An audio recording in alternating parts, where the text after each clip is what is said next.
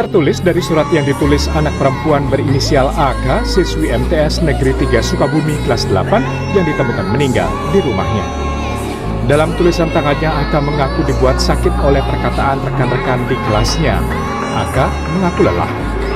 Meski terluka, hati besar AK terlihat dari suratnya. AK menulis dirinya tetap memaafkan teman-teman sekelasnya meski ia terluka.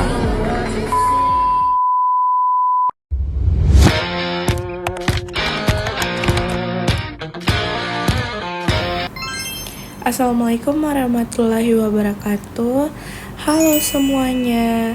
Perkenalkan, nama saya Asifa Ramadhani dengan NIM 45230911129. Saat ini saya sedang berkuliah di Universitas Bosowa Fakultas Psikologi, sedang menempuh semester 6. Dan pada kesempatan kali ini, saya akan membuat video edukasi untuk memenuhi tugas akhir mata kuliah saya, yaitu Bahasa Indonesia.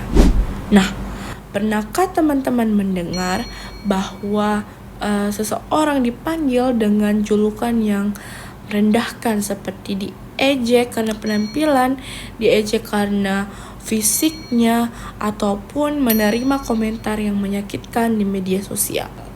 Nah, mungkin sebagian orang menganggap hal tersebut sebagai candaan biasa.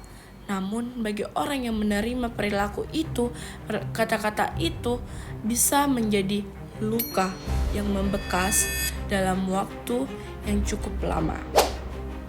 Di dalam kehidupan sehari-hari, kita menggunakan bahasa Indonesia sebagai alat untuk komunikasi, menyampaikan ide, perasaan, dan juga pikiran. Namun, bahasa tidak hanya berfungsi sebagai alat komunikasi. Bahasa juga memiliki kekuatan yang sangat mempengaruhi kondisi psikologis seseorang, yaitu mental seseorang. Ada sebuah ungkapan dalam bahasa Inggris yang mengatakan words have power, yang artinya kata-kata memiliki kekuatan. Maksudnya kata-kata bagi seseorang itu sangat memiliki dampak. Kata-kata dapat memberikan semangat, menemukan harapan, dan juga mempererat hubungan manusia. Namun, kata-kata juga dapat melukai, merendahkan, bahkan menghancurkan kepercayaan diri seseorang. Dalam budaya Bugis, ada nilai luhur yang bernama sipakatau, yang berarti saling memanusiakan. Dari nilai ini, kita diajarkan bahwa setiap orang harus diperlakukan dengan hormat, termasuk melalui tutur kata yang baik. Nah, pada video kali ini, kita akan membahas bagaimana bahasa Indonesia dapat menjadi sarana terjadinya perundungan verbal, dan bagaimana sih dampaknya terhadap kesehatan mental seseorang, serta bagaimana solusi yang kita dapat gunakan untuk menggunakan bahasa Indonesia dengan lebih bijaksana. Stay tune. Nah, bahasa merupakan salah satu kemampuan yang paling penting yang dimiliki manusia. Karena kenapa? Melalui bahasa kita dapat menyampaikan pikiran, emosi, pengalaman, bahkan dapat membangun identitas diri seseorang.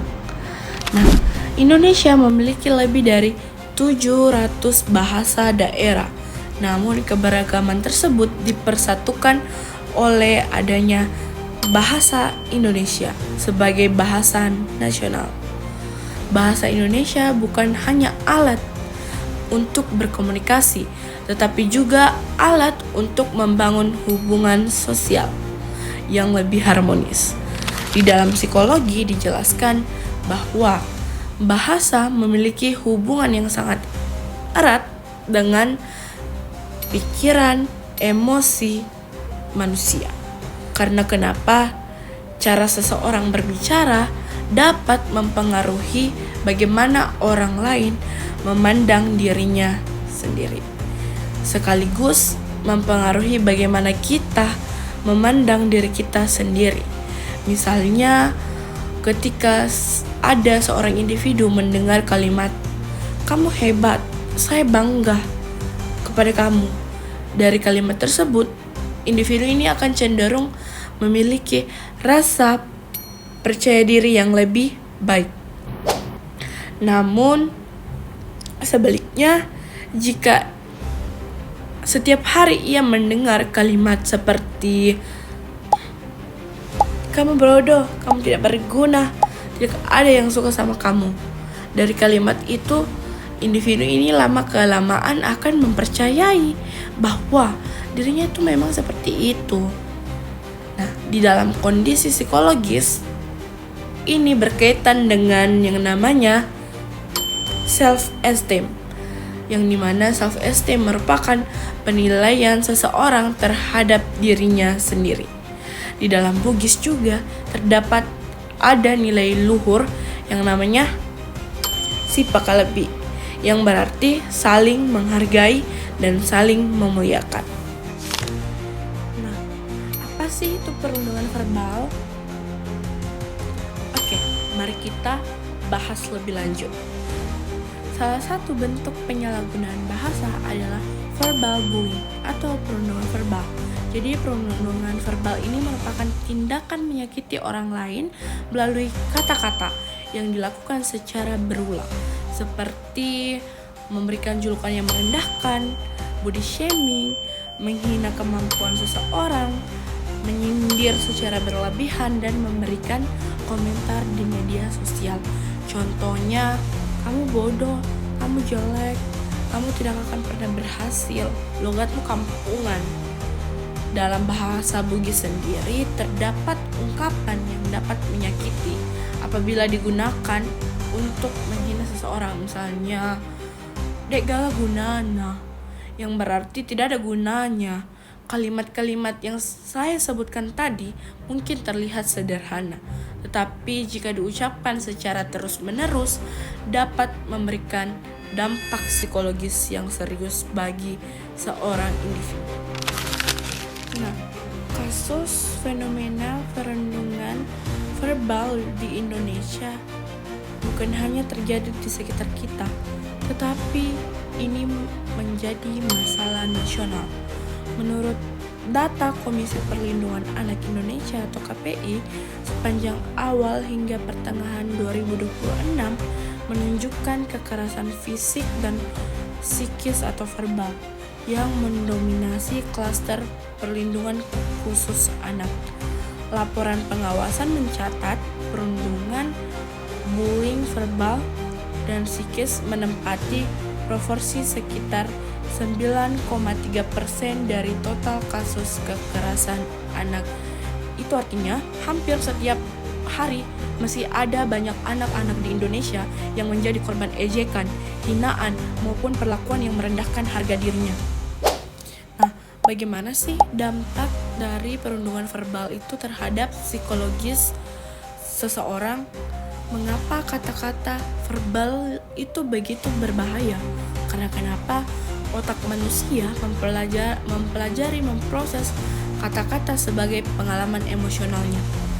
Adapun dampak pertama dari perundungan verbal yaitu menurunnya self-esteem atau harga diri seseorang. Korban mulai mempercayai bahwa dirinya betul-betul tidak berharga. Kemudian dampak kedua yaitu social anxiety. Nah, yaitu rasa takut akan bertemu orang lain karena si korban khawatir ia akan kembali diejek secara terus-menerus. Kemudian dampak yang paling parah, dampak ketiga yaitu stres hingga berujung depresi. Nah, dampak dari perundungan verbal, korban sering mengalami gangguan tidur, kehilangan semangat belajar, sulit untuk berkonsentrasi, dan bahkan menarik diri dari lingkungan sosial.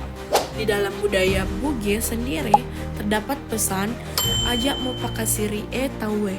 Artinya jangan mempermalukan orang lain. Nilai ini mengajarkan kita bahwa menjaga harga diri orang lain merupakan bagian dari etika berkomunikasi. Nah, lalu bagaimana solusinya untuk mencegah perundungan verbal yang terjadi di Indonesia? Apa yang bisa kita lakukan? Yang pertama, think before you speak. Berpikirlah sebelum berbicara. Sebelum kita berbicara, untuk mengeluarkan kata-kata, kita harus berpikir, apakah kata-kata yang akan saya keluarkan ini tuh dapat menyakiti orang lain, dapat menyakiti orang yang akan mendengarnya. Kemudian yang kedua, gunakan bahasa Indonesia yang santun dan menghargai perbedaan. Kita boleh menyampaikan kritik, tetapi kita juga harus lakukannya dengan cara yang baik, dengan cara membangun hubungan yang baik, bukan dengan hinaan. Kemudian yang ketiga, kita tingkatkan empati dalam berkomunikasi. Coba bayangkan, bagaimana kalau kita di posisi mereka yang mendapat kata-kata seperti itu. Nah, di dalam budaya Bugis terdapat ada nilai luhur yang namanya sipakainga, yaitu saling mengingatkan dalam kebaikan. Jika kita melihat teman kita ataupun orang di sekitar kita melakukan perundungan verbal, kita sebagai makhluk sosial memberikan peringatan dengan cara yang baik. Kemudian yang keempat, jadilah bagian dari solusi. Maksudnya bagaimana? Kita berani mendukung korban dan menolak tindakan perundungan ketika melihatnya terjadi di sekitar kita.